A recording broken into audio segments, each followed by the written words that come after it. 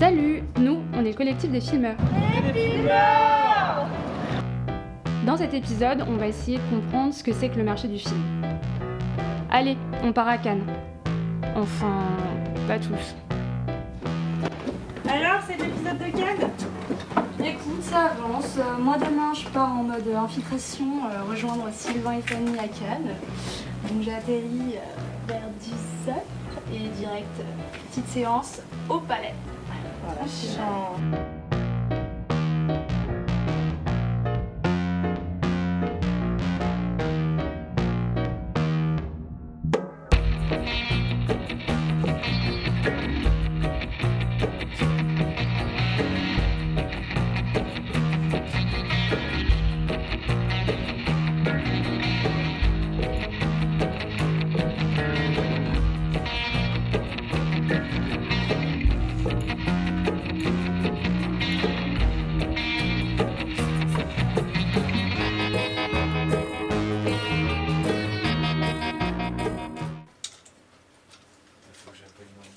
Maureen? Ouais.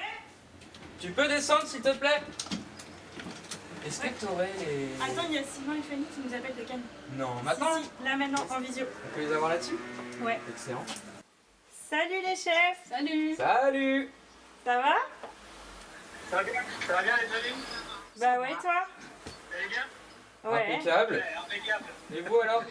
Comment ça se passe, Cannes? Hein? Écoute, ça se passe bien. En fait, non, ça se passe pas très très bien, mais il y a la plage, il y a un peu de rosée à la botte.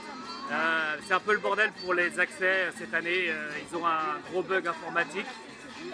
Du coup, l'accès aux salles est très compliqué. La billetterie, ça ne fonctionne pas. Bref, c'est assez compliqué de ce point de vue-là. On passe beaucoup de temps finalement au marché avec Fanny, à aller voir des films au marché. Bah, trop bien. Vous avez vu plein de films? Ouais, Fanny, elle gueule un peu parce qu'elle dit que c'est compliqué ces histoires de place, mais finalement on a vu 4 films hier et on a vu des trucs chouettes, ouais. On va essayer de tenir notre rythme de 4-5 films par jour, à peu près. Voilà, on a déjà vu une quinzaine de films, parce qu'on est arrivé dimanche, 3 jours avant le début du festival, avec les rencontres professionnelles de l'AFCAE, l'Association française du cinéma d'art et essai, pendant lesquels il y a des débats, des échanges avec les professionnels, avec les pouvoirs publics, avec les distributeurs, mais également une dizaine de films qu'on voit, des différentes sélections officielles, quinzaine des réalisateurs, semaine de la critique, et j'en oublie, la cible, etc., qu'on voit avant le début du festival. Donc on a pris un peu d'avance, et heureusement, parce que vu le nombre de films qu'il y a à voir à Cannes, heureusement qu'on prend un peu d'avance avant le début du festival. Tu m'étonnes, ouais. C'est clair. Est-ce que vous avez vu Tom Cruise? Ah, j'allais lui poser la question.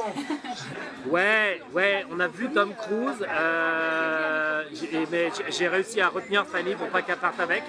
Allez, on veut du gossip un peu là. On n'a pas de vrai gossip, je suis désolé. Mais par contre on a rencontré un script analyste au marché du film, un Hongrois qui a grandi au Danemark et qui aujourd'hui vit à Los Angeles.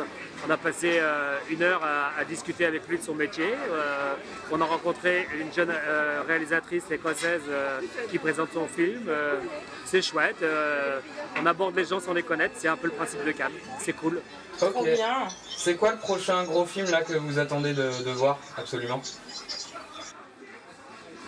Écoute, en fait, en vérité, j'attends rien parce que la majorité des films qu'on va voir avec Fanny, c'est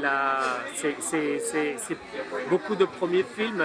La compète, on a vu ce matin la femme de Tchaïkovski, qui est plutôt très très bien. Mais la compète, on s'en fout un peu. En vérité, on va beaucoup voir les premiers films, on va beaucoup voir des films au marché. On essaie plutôt d'aller voir les films qui sont justement inattendus. Alors du coup, on n'attend rien parce qu'il faut être open et aller voir des choses inattendues justement. Mais vous n'avez pas spécialement de pronostic pour la Palme alors? La Palme d'Or, c'est pas si important que ça. Ça fait vivre les paillettes et ça fait vivre le cinéma, mais c'est pas le plus important pour nous. Je suis désolé, hein. Nous on continue. Fanny va se baigner et moi je vais en projo. Si, elle fait des grands signes. Elle dit pourquoi tu le dis? Je dis Fanny va se baigner, moi je vais en projo. Voilà. Ok. Bienvenue à la quinzaine des réalisateurs. Nous vous rappelons que la projection sera suivie d'une séance de questions-réponses avec l'équipe du film. Merci de bien penser à éteindre vos téléphones portables. Bon film. Dites-moi, monsieur Clochard, vos impressions sur le dernier film que vous avez vu aujourd'hui. Dans le dernier, j'ai pas envie d'en parler. Alors Fanny, quel est le film qui t'a le plus marqué depuis Le film qui m'a le plus marqué, je sais pas si c'est forcément par sa qualité, mais c'est par son thème et l'enthousiasme et l'énergie du film. Et c'est pas un film de la compète ni du festival. C'est un film que j'ai vu au marché. C'est le nouveau film, alors qui n'a pas encore de date de sortie, je crois, d'Éric Métayer et Bescon, c'est la nana qui avait fait donc... comment s'appelle ce film? Les Chatouilles. Et donc là, le nouveau film, c'est Quand je serai grand. Et c'est vraiment très chouette. J'ai eu beaucoup d'émotions tout au long du film et c'est vraiment le premier.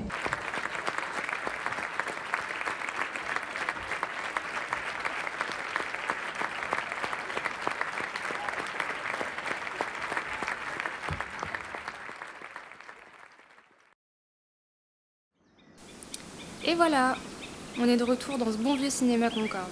Bye bye Cannes. Sylvain ne devrait pas tarder. Enfin, on espère.